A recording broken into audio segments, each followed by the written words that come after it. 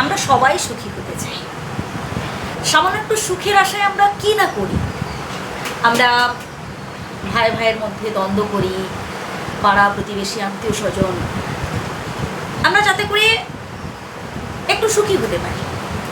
আর আমাদের সুখ বলুন, আনন্দ বলুন, এগুলোর সাথে বিষয় আশয় জড়িত আছে, এটাই ভাবি।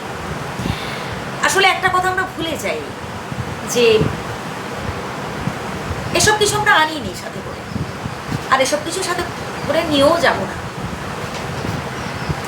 আজ আপনি যার জন্য আগলে রাখছেন, আজ আপনি পাড়া প্রতিবেশী আত্মীয় স্বজন সবার সাথে ঝগড়াঝাটি করছেন, ভাবছেন এই বাড়ি আমার, এই গাড়ি আমার, এ বিষয় আসলে জায়গা সম্পত্তি সব আমার।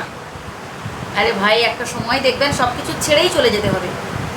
তাহলে আমার প্রশ্ন একটাই, যে আমরা কেন এত ঝগড়াঝাটি করব, কেন এত মারামারি করব? ভাই, যে কদিন আছি যদি হেসে খেলে সবার সাথে আনন্দে কাটাতে পারি, তাতেই তো জীবনটা আমরা আসলে এনজয় করতে পারবো।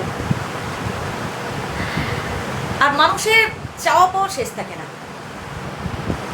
মানে উচ্চাকাঙ্ক্ষা এতটাই প্রবল আমাদের মধ্যে যে আমরা কিছুতেই সন্তুষ্ট হতে পারি না। আমাদের মধ্যে যত কামনা বাসনা এসব কম থাকবে, বাস্তবিক আমরা তত বেশি সুখী হতে পারবো। বেঁচে থাকতে গেলে অর্থের প্রয়োজন, বেঁচে থাকতে গেলে বিষয় আশয় জায়গা সম্পত্তি সবটাই কম বেশি প্রয়োজন আছে। কিন্তু যত বেশি আপনি এসবের লোভ লালসা দেবেন, যত বেশি আপনি মানে এসব নিয়ে ভাববেন, তত বেশি আপনি আরও জড়িয়ে পড়বেন এসবের সাথে। তাই মনটাকে না একদম বিন্দাস রাখার চেষ্টা করুন।